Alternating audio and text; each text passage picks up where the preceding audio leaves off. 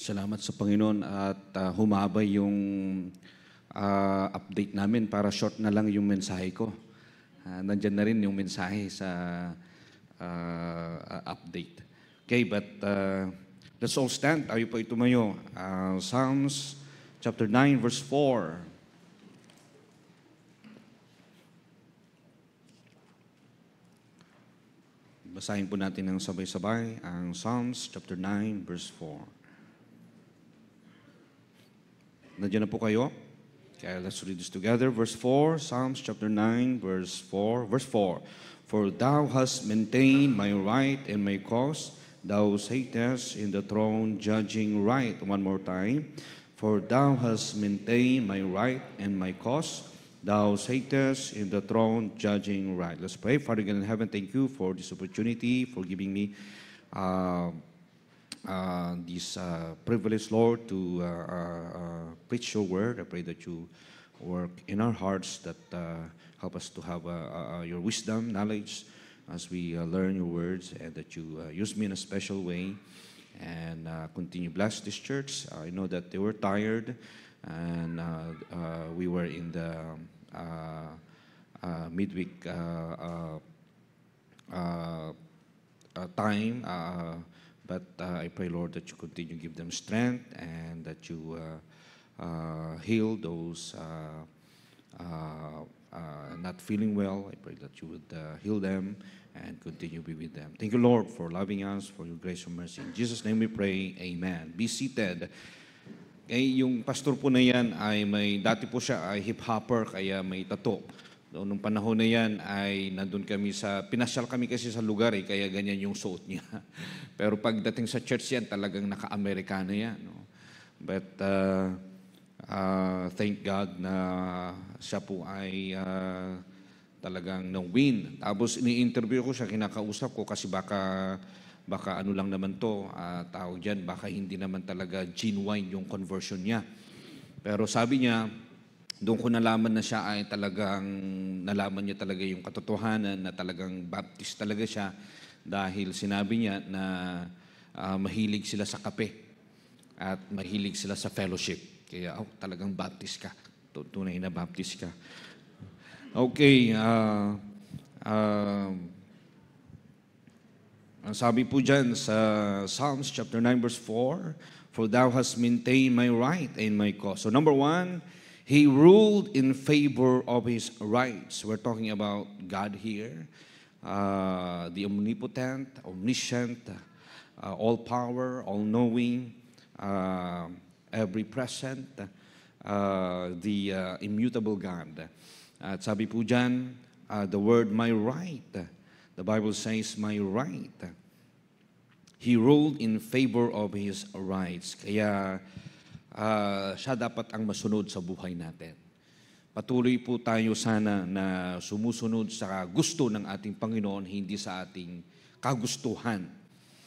Talagang naglalaban po ang spirito at ang flesh. Pero habang tayo po ay faithful sa ating church, faithful sa ating mga responsibilidad in the church, inside this local church, ay sana po nasusunod ang ating Panginoon. Sana hindi for compliance, but it's a genuine faithfulness, it's a genuine faith sa ating Panginoon. He ruled in favor of His rights. That is His right. Kung gusto na ng Panginoon na magbago tayo, that is His right. Gusto niyang baguhin tayo. Kaya kung dating lasinggero ka, hindi ka na sana maging lasinggero. You stop that vice. Kung dating tawag dyan, talagang inuubos mo yung isang pakete ng sigarilyo, wala na yan, no? Binago ka ng Panginoon, iniligtas ka na ng Diyos, sumunod ka na sa Panginoon. Kung ano yung gusto ng Panginoon, sundin mo. Iba ka na. Huwag mo nang balikan. At kung binago ka na, huwag mo sanang balikan. Sabi nga sa Biblia, sana huwag kang maging kagaya ng aso na yung kanyang vomit ay babalikan. So ganun po, pag ikaw ay iligtas, tapos gusto mo mag-backslide ka, babalikan mo yung mundo, ay magiging ganun po tayo. Kaya, He ruled in favor of His rights. Kaya huwag kang magtaka kung bakit binabago ka, may mga bagay-bagay na alam mo nagiging, ito masama na to, no, hindi ko na gagawin ito, hindi ko na iisipin ito, hindi ko na sasabihin. The place I used to go, I don't go there anymore. Ano pa? The words I used to say, I don't say them anymore. The thoughts I used to think, parang dinagdagan ko lang, no? I don't think them anymore. The song I used to sing, di ba? Paano ang puso ko? Ano pa yung mga kinakanta dyan? Ako po, mahilig sa country song nung bago ako iniligtas. At ganoon din nung baby Christian ako, nandun pa rin yung hinahalo ko yung country song sa Christian song.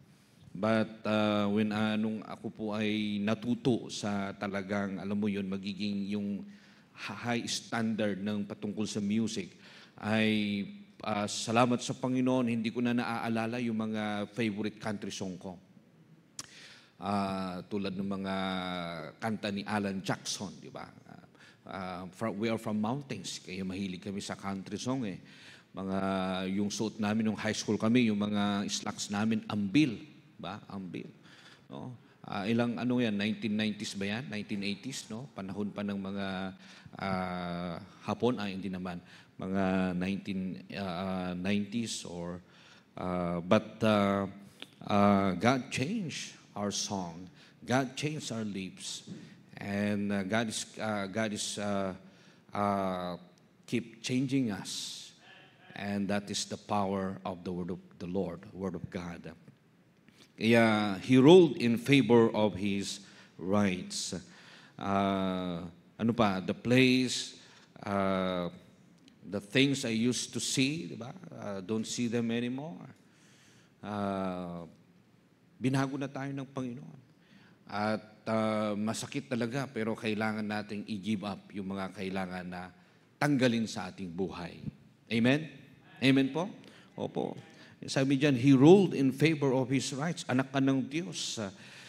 You belong to the family of God. Ikaw po ay servants of the King of Kings and Lord of Lords. Kaya dapat lang baguhin mo. Help yourself to change your life. But praise the Lord, you have this local church. You have the Word of God to keep changing you and changing you and changing you. And you have the Spirit of God to keep changing you. Let the Word of God and let the Spirit of God keep changing you. We're not perfect. We're not perfect. May maraming beses, maraming pagkakataon na talagang maraming tayong mga kahinaan. But praise the Lord. We have the Word of God. We have a pastor to help us para po tayo ay tuluyan ng baguhin ng Diyos. At tayo po ay maging committed sa mga pinapagawa ng ating Panginoon. Life is short. Napakaikli lang ng ating buhay. He ruled in favor of his rights. Let's keep on. Kaya kung sinabi ng Panginoon na mag-soul winning tayo kasi siya na ang naghahari sa puso natin. Hindi tayo. Kaya keep denying yourself. Keep denying your selfish ambition. Keep denying your selfish will. And yield to the will of the Lord. Mag-yield po tayo sa kalooban ng Panginoon. He ruled in favor of his rights. Dati, Diyos natin ang ating sarili. Dati, we are following our will, following our rules. Pero iba na eh. Iniligtas ka ng Panginoon. Diyos ang nagligtas sa iyo. Kaya may kinikilala ka ng Panginoon. Let yourself, let your will, talagang tuluyan na ikaw ay sumunod sa Panginoon. Iba na, ito na ang buhay natin. Maraming bawal. Ang daming bawal. Yes, this is our life. This is our Christian life. Maraming bawal. Nandyan ang Diyos everyday nakatingin sa atin. Nakamonitor ang Panginoon sa atin. Kaya ikaw, pag Kristiyano ka, hindi ka lang Kristiyano pag services. Everyday in your life, Kristiyano ka. Hindi ka lang mukhang tagalangit, mukhang holy pagdating ng mga services, pagdating ng choir, pagdating ng soul winning, visitation, responsibilities in this church, kahit sa pang-araw-araw na buhay. He ruled in favor of his rights. He ruled in the hearts of Christians. Hayaan mo na maghari ang Diyos sa puso mo. Young people, the Bible says, heart is deceitful. Kaya mas mataas ang utak mo sa puso mo. Para sa ganun, your mind will control your emotion. Hindi po pwedeng your emotion will control you. Kaya po, napakahalaga na pag-aralan yung mga prinsipyo ng salita ng Diyos, na magkaroon ng wisdom, dahil nga talagang this world ay gusto niyang nakawin yung young people sa church. Every local church, this world, the system of this world, gusto niyang nakawin yung mga young people natin. Kaya tinatawanan ka, kinikriticize ka, yung church mo, yung kanta nyo dyan, old-fashioned song. Yes. Kasi nakakapagbigay ng maturity yung old-fashioned hymn songs na kinakanta natin. At praise the Lord, nung nandun ako sa church, ng Baptist Church, hymnal, talagang sabi ko, hindi ba pwedeng yung mga praise and worship? Pero nung na-realize ko, nakita ko yung style ng music, nung hymnal, wow, ganda. Nakatulong talaga eh. Magiging responsable kang member, magiging responsable kang Kristiyano, at higit sa lahat na natutunan ko, magmamature ka dahil napakaganda yung song. Alam mo yung beats ay hindi yung flash, hindi ka pinapagalaw. Kasi kailangan may pagbabago, kailangan may malaking pagbabago ng church sa music ng church, sa music ng world. Hindi po pwedeng parang disco lang ang church. Di ba? Galing ka na nga sa disco. Alam mo na nga yung disco, tapos pagdating mo ng church, disco pa rin. So, walang pagbabago. Ba? So, inward, outward. May pagbabago, hindi lang inside lang. Sabi nga nila, dapat kami, kahit ganito kami magsuot, pero yung puso namin okay kami. Hindi po pwede yan. Dapat both. Inside and outside. Magpipreach ka dito, tapos, di ba, may tato-tato ka. Nagpipreach ka dito, naka-hip-hop ka. May mga, butas-butas, yung, di ba? Yung sabi ng, much liberal, much freedom. Hindi po. We are following the rules of the Lord. We are following God. Kaya, young people, mag-ingat po tayo sa ating, when it comes to decision-making, dahil tayo po ay, heart is deceitful, the Bible says. Let the Word of God dwell in you.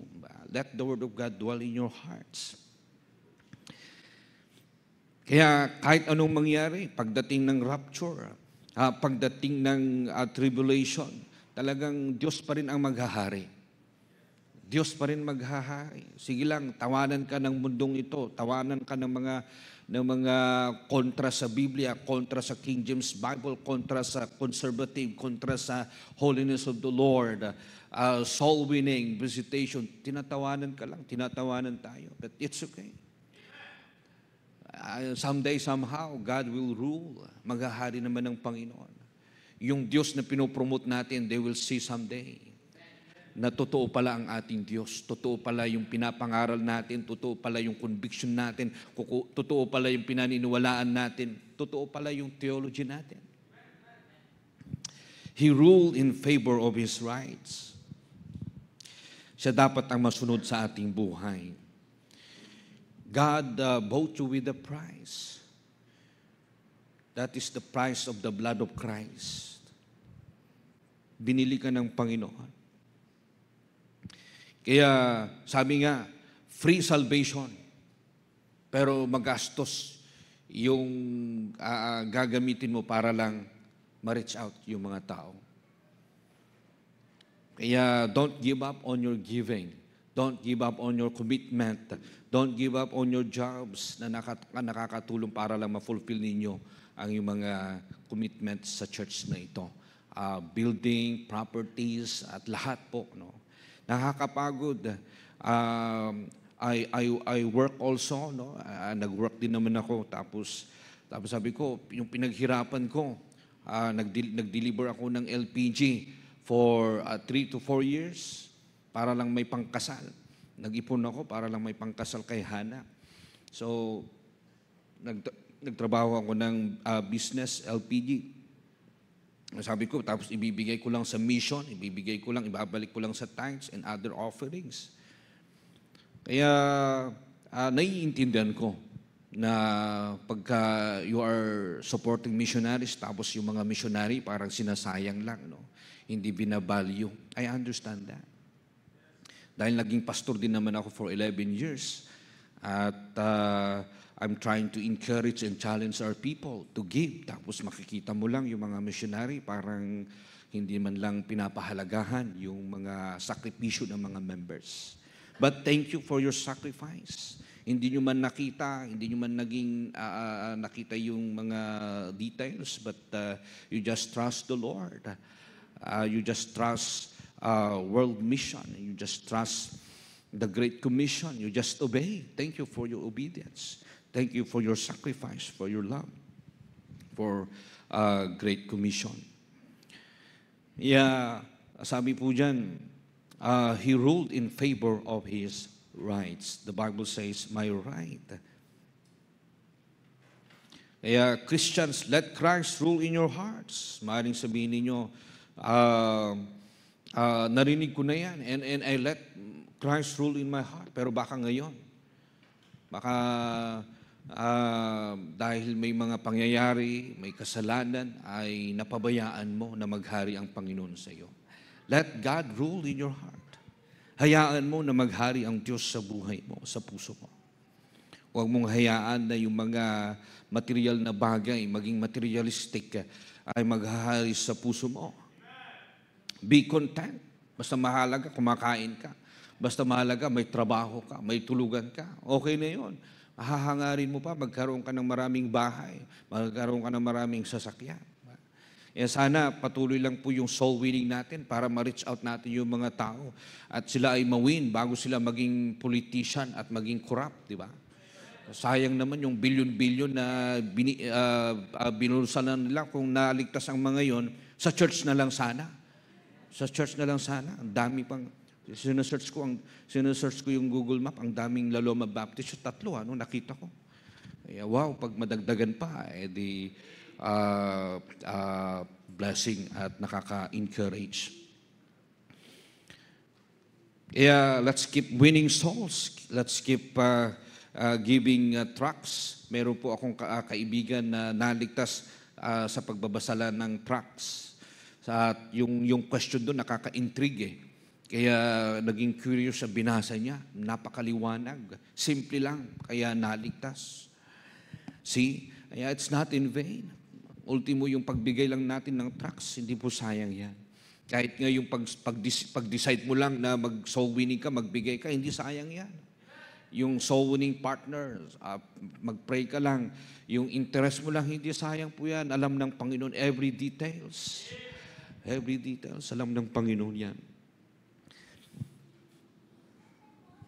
Let the Word of God controls you and not worldly emotional songs and musics.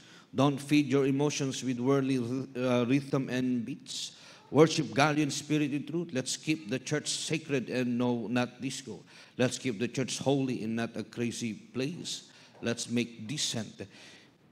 If we do that, then God is ruling in favor of His rights. Jeremiah chapter 11, verse 20. But, O Lord of hosts, that judges righteously, that triest the reins and the heart, let me see thy vengeance on them, for unto thee have I revealed my cause. You see, not only in church services that you can give glory to God, but also every day in your life.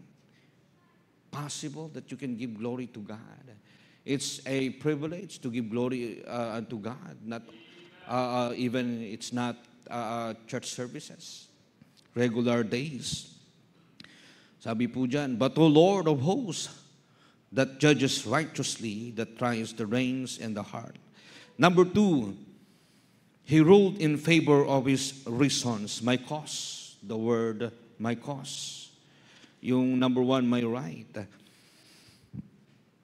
In favor of His reasons. Bakit nangyayari yan? Nangyayari doon. May rason ang Panginoon.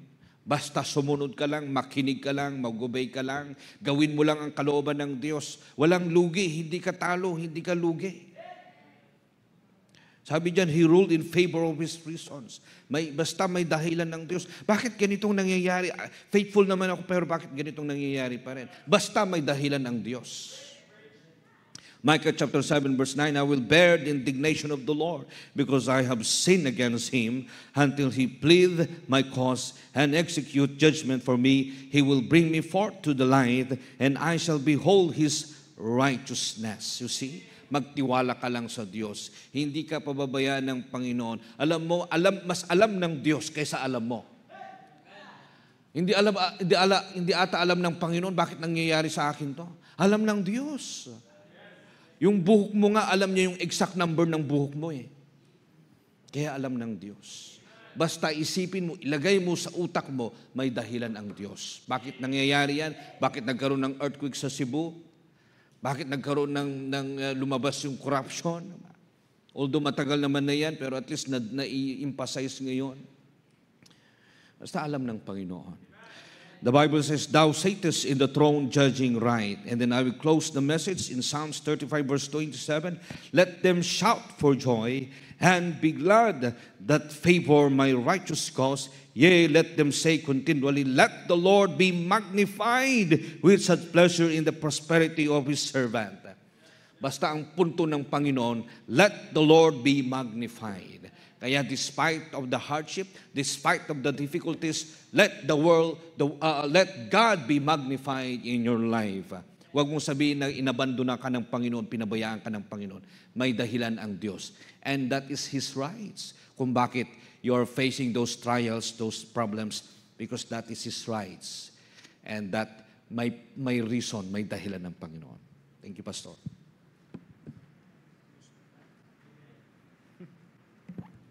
Amen. Okay, dalawang puntos lang ba talaga, Pastor? Okay, so sana yung dalawa na natin, He ruled this favor with His rights. Ang Panginoon ang mayroong karapatan sa atin. Okay?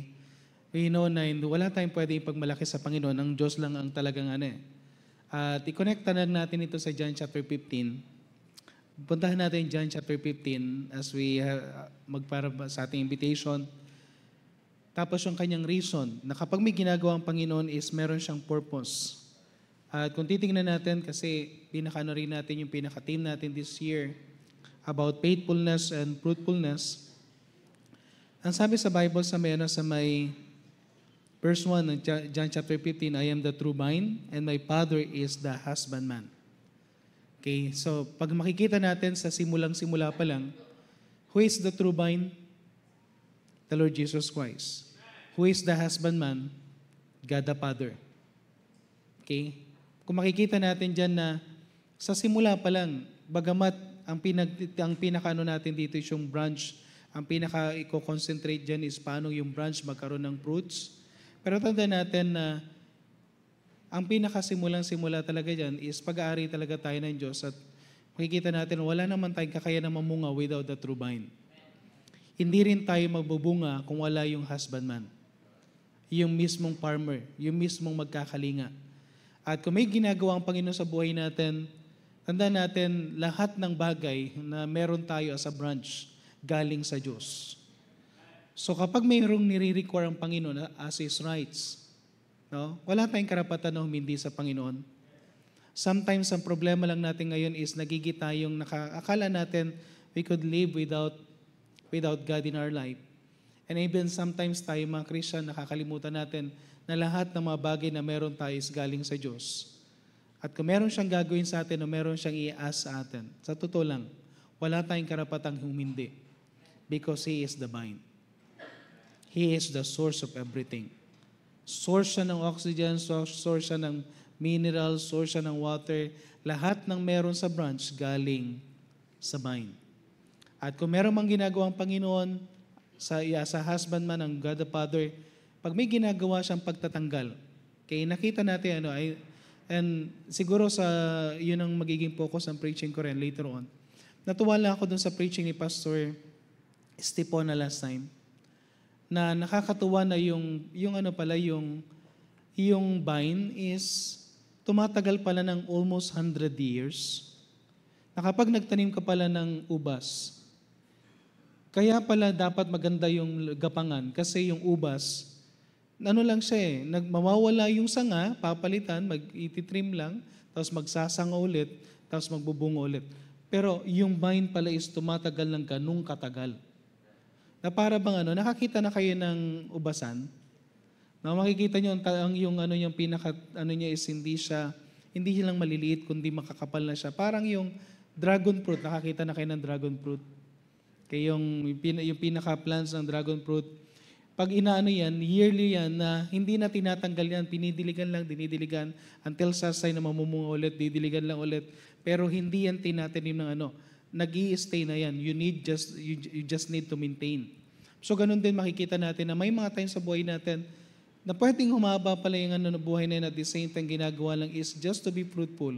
May mga tatanggalin. May mga, sabi nga nung I like the definition din ni Pastor Johnny Linarbais na sometimes pag nasa wrong na ginagapangan tayo, anong gagawin ng Panginoon? Tatanggalin tayo dun sa maling ginagapangan, ipapagapang tayo sa right na Sometimes sasabihin mo, Panginoon, ba't napakapakialamero mo sa buhay ko? Yes, papakialaman ng Diyos ang buhay mo, amen? Young people, papakialaman ng Panginoon ang inyong love life. Amen? Baka mali yung ginagapangan mo. At huwag kang nanggagapang. Amen? Okay. Pero ang gagawin ng Panginoon is meron siyang way. Sometimes sa mga decision natin, mali yung mga decision natin, sasabihin ng Panginoon, mali yung pinupuntahan mo. Dito ka. Dito ka. Then i-guide tayo ng Panginoon. Sasabihin ng Panginoon, hindi na necessary itong bagay na ito na part ng buhay mo. Tanggalin natin yan. Tanggalin natin to. Pero huwag kang magreklamo sa Panginoon. Pag may tinatanggal siya sa buhay mo, it means tinatama niya lang yung buhay mo. Okay? Even tayong may mga trabaho, bakit inaalaw ng Panginoon na mawala yung trabaho natin? It might be na hindi ka nagiging fruitful dyan. Tanggalin ka ng Panginoon sa trabaho at bigyan ka ng trabaho na kung saan magiging kang fruitful. Even sa business, bakit may ginagawang problem ang Panginoon sa business natin? It might be na may tinatanggal siya sa buhay mo kasi nawawala na yung desire natin na maglingkod. Tandaan niyo to. Sino sa inyo gusto ng blessing? Kasama. Kung gusto mo ng blessing, then ibig sabihin, the more na maging servant ka sa Panginoon. Kasi kung bibiles ka ng Panginoon, tapos mawawala ka at hindi ka na magsuserve, sasabihin ng Panginoon, tanggalin ko na ito mga to. Kasi nawawala yun ng service.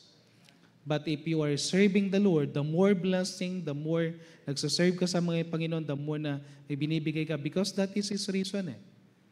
Okay? Then, ibig sabihin, kung gagawin mo yan sa Panginoon, anong tendency? Alam mo, ang Panginoon, tuwan-tuwa siya. Yung blessing, nagdadala ito sa Panginoon. Parang ganito rin sa mga young people. Sa mga single, kapag ikaw ay nag-consider ng ligaw, tapos habang nanliligaw ka, nakalimutan mo ng Panginoon, tanggalin ng Panginoon yan. Kasi nakalimutan mo ang Panginoon eh. Ako naniniwala ang right relationship, in a right relationship, ang namag-magnify ang Panginoon. Pero kapag nakakalimutan mo ang Panginoon, wrong relationship yan. Anything na nawawala ng Panginoon, tandaan natin, may mga gagawin ng Panginoon, God the Father. He is the husbandman. He is the farmer. Nakikilo sa buhay mo. So, may gagawin siya because of His right and because of His reason. Are you willing to submit sa right ng Panginoon at sa reason ng Panginoon? So, pwede tayong tumayo, karoon lang tayo ng short invitation